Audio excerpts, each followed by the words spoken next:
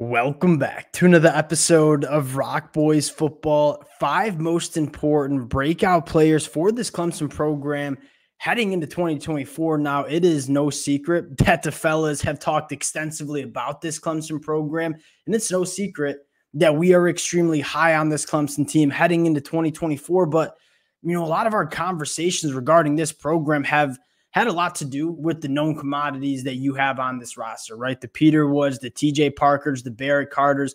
We kind of know what we're getting from some of those guys. I want to take a look at if this Clemson team reaches their potential in 2024, what players need to break out for Clemson in 2024 for them to really reach that potential. Those are the players that I want to take a minute and talk a little bit about. Fired up to get into it. Before we do, and as always, just want to say thank you to you guys and to the Clemson fans. It's been a blast talking this program, but I think more importantly, the amount of support that you guys have shown the fellas, it truly does mean a lot. We've had some excellent conversations in the comment section. I can't tell you guys how much that means to the fellas. If y'all do enjoy the content, consider subscribing to the channel. Much more importantly, for the Clemson fans, it was really hard kind of getting this list down to 5 players.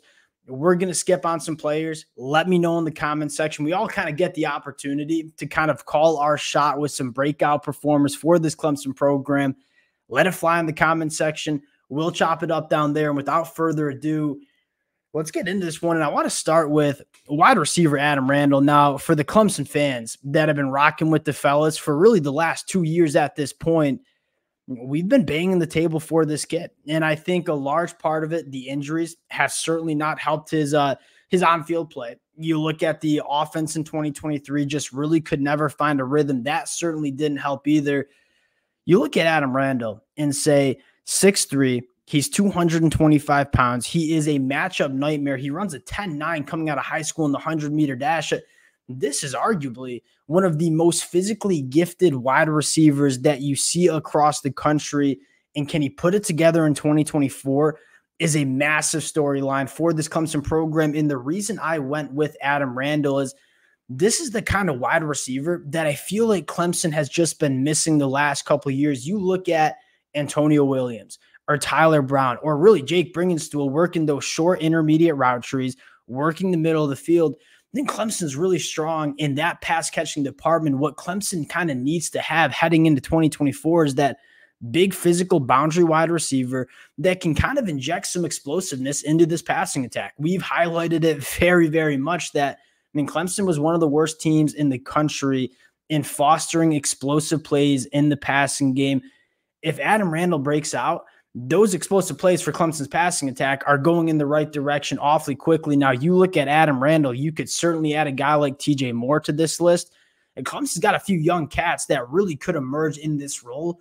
Adam Randall is going to be the guy that I'm calling my shot with heading into 2024. The next player that I want to talk about is RJ Mickens. And I kind of think an unsung hero of this Clemson defense. And why I'm going with RJ Mickens is, one, I think he's a really good football player for Clemson, but I think more importantly, you look at this Clemson secondary room and say, it's really, really talented. I think it's going to be one of the better units in the ACC and arguably in the country, but it's really young. You look at guys like Avian Terrell, you look at guys like Shelton Lewis or Khalil Barnes. All of these guys are only going into year 2 of their collegiate football careers. Can RJ Mickens kind of be the field general for this Clemson secondary and kind of be that veteran presence? And I think another kind of conversation to have is that's probably a position group that Clemson might be a little thin in. And so if RJ Mickens can emerge as kind of the guy in that safety room, that veteran presence in the secondary room, I think that's a huge storyline for Clemson in 2024. Next player on the list, and a guy that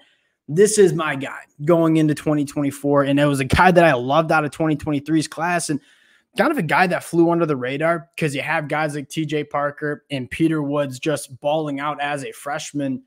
You look at AJ Hoffler, and we had a lot of question marks about this Clemson edge rusher room heading into 2024. You watch the spring game and say, we were wrong to doubt Dabo Swinney in terms of what he has in that edge rusher department heading into 2024. You knew you had TJ Parker. You're kicking Peter Woods out to play a lot of edge in 2024. I think the big question that we had was, what's the depth going to look like in that unit? Because you look back at the last decade for Clemson, they've been elite on the defensive line because they've had talent like TJ Parker, like Peter Woods, but I think more importantly, they've always been really, really deep. And I think we had a question mark about the depth in the edge rusher room for this Clemson program heading into 2024. AJ Hoffler steps up. You have guys like Jaheim Lawson step up, Zaire Patterson, all guys that I thought looked phenomenal in the spring game. I think that's a massive storyline for Clemson as well. And this suddenly, within the last 2 months since that spring game was played, I was massively questioning what the depth in the edge rusher department looked like. And now I'm saying this could be one of the better units in the country. And a guy in AJ Hoffler, going back into him coming out of high school, there's a lot to like. This is a big functional athlete that has extremely powerful hands, but also has some really good burst off the line of scrimmage, can attack tackles on the outside shoulder. I think AJ Hoffler's in for a big year, and it might not be a year in which he starts, but I think he's going to have some really important reps being a depth role player for this Clemson defensive line. I think he's in for a big year. Going to number 4, and we kind of have to work this one in. It's quarterback Cade Klubnik. Now, we've talked extensively about Cade, a guy that was a 5-star prospect coming out of high school. We all know the physical traits and the physical talent that Cade Klubnik brings to the table. He is one of the more talented quarterbacks that you see in the country. There was a reason he was a top 5 national prospect coming out of high school. Now the conversation you got to have with Cade is going into year 3, can he put it all together for this Clemson offense? And I think we've talked about it a lot. There were some reasons that maybe Cade did not play great in the 2023 year. He spent the whole offseason, one, working with the new offensive coordinator and Coach Garrett Riley. But you go back from 12 months ago, I should say, you look at that Clemson wide receiver room, he had 2 healthy scholarship wide receivers all offseason last year to work with. You fast forward to this year, he's going into his 2nd year as the starter for this Clemson program, 2nd year in the Garrett Riley offense, but I think most importantly, has wide receivers that I think are really, really talented, but has been able to work with them through the full offseason. So you look at Cade and say there are some reasons that you think he takes a massive step in the 2024 year. And I think everybody across the country knows if this Clemson offense, specifically Cade Klubnik, puts it together in 2024, you're looking at one of the most dangerous teams in the country. Going to my last player, and this should not come to a surprise for a lot of Clemson fans, linebacker Wade Woodaz. I am a massive fan of this cat. Coming from Tampa, Florida in the 2022 class, played a lot of safety at the high school level. You kind of knew he was a developmental kind of guy for this Clemson program.